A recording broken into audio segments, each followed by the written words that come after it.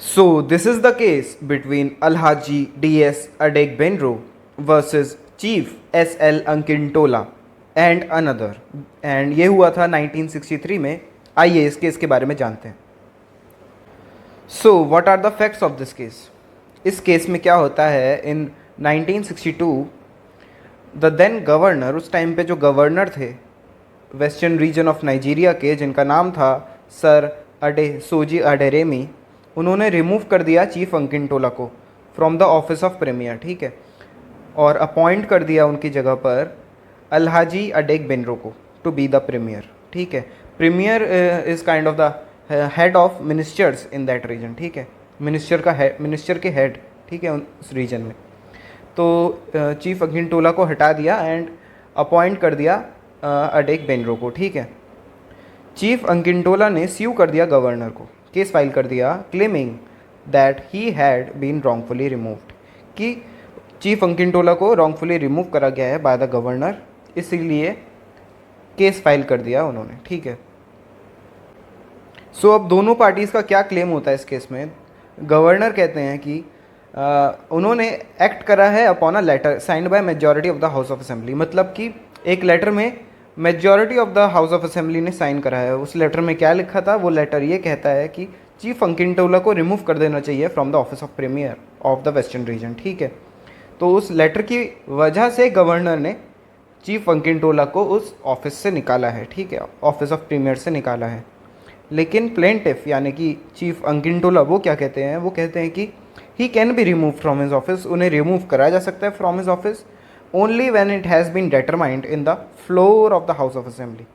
यानी कि house of assembly में ही आपको डेटरमाइन करना पड़ेगा, वहीं पे डिसाइड होगा. ठीक है, आप किसी लेटर के ज़रिए मुझको हटा नहीं सकते. So what is the issue in this case. ये केस इन दो क्वेश्चंस पे टिका हुआ है. ठीक है, इन दो क्वेश्चंस के अराउंड ही रिवॉल्व करता है ये case. So what is these two questions. सबसे पहले तो ये समझ लीजिए कि that section 33 sub clause 10 of the constitution of western Nigeria power देता है गवर्नर को to remove the premier from the office. ठीक है, इसी सेक्शन की मदद से गवर्नर रिमूव कर सकता है प्रीमियर को फ्रॉम हिज ऑफिस. लेकिन दो क्वेश्चंस जो मेन है दैट इज़ दैट क्या गवर्नर प्रीमियर को हटा सकता है from his office without prior decision और resolution on the floor of assembly.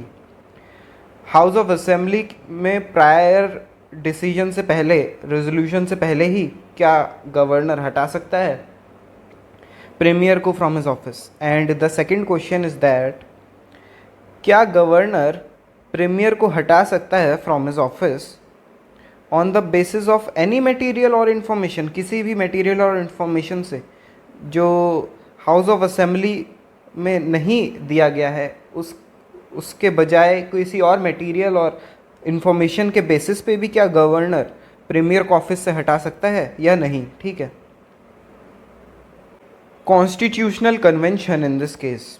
इस केस में क्या है कन्वेंशन, एक प्रीमियर को तभी ऑफिस से हटाया जा सकता है जब रेजोल्यूशन पास होगा by the house of assembly. ठीक है, तभी प्रीमियर को ऑफिस से हटाया जा सकता है. ठीक है, this is the convention in this case. ये काफ़ी टाइम से फॉलो होती आ रही है. ठीक है, एंड सेक्शन 33(10) और ये कहाँ पे फॉलो होती आ रही है, इंग्लैंड में होती आ रही है फॉलो. ठीक है, और ये जो सेक्शन 33 सबसेक्शन 10 है, it is an attempt to express in writing the constitution convention of the English constitution. English constitution में जो कन्वेंशन फॉलो होती आ रही है उसको कॉपी करा है. And this is an attempt कि आप इस कन्वेंशन को फॉलो करना चाहते हैं. ठीक है, नाइजीरिया के केस में. And therefore it's interpretation should be based on the way the convention had worked historically. तो इस सेक्शन की इंटरप्रिटेशन बिल्कुल ऐसे होनी चाहिए जैसे कि इसको यूज़ करा गया है हिस्टोरिकली इन द इंग्लैंड. ठीक है, सो इस केस में क्या जजमेंट आता है जिसमें अकिंटोला यानी कि द प्रीमियर जिसको रिमूव करा गया था, उन्होंने केस फाइल करा है अगेंस्ट अदेसोजी अदेरेमी यानी कि गवर्नर, और गवर्नर को एक और डिफेंडेंट ज्वाइन कर लेता है that is the new premier that is Adegbenro.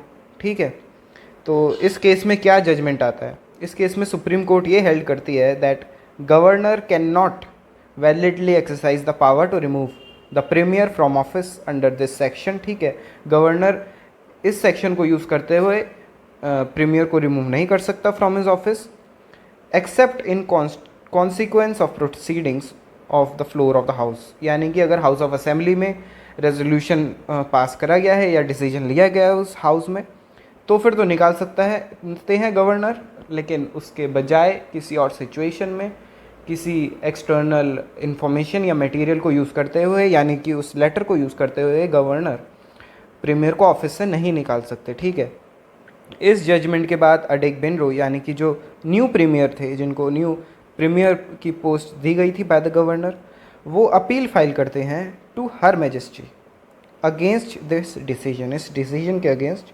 ठीक है, for which the supreme court decided, इस अपील के लिए सुप्रीम कोर्ट डिसाइड करते हैं to address this appeal themselves, इस अपील को सुप्रीम कोर्ट खुद ही ले लेती है एंड इस केस को फिर से और ध्यान से देखने के लिए तैयार हो जाती है। ठीक है, on the appeal of Adegbenro. So अब प्रेजेंट केस में क्या जजमेंट पास होता है?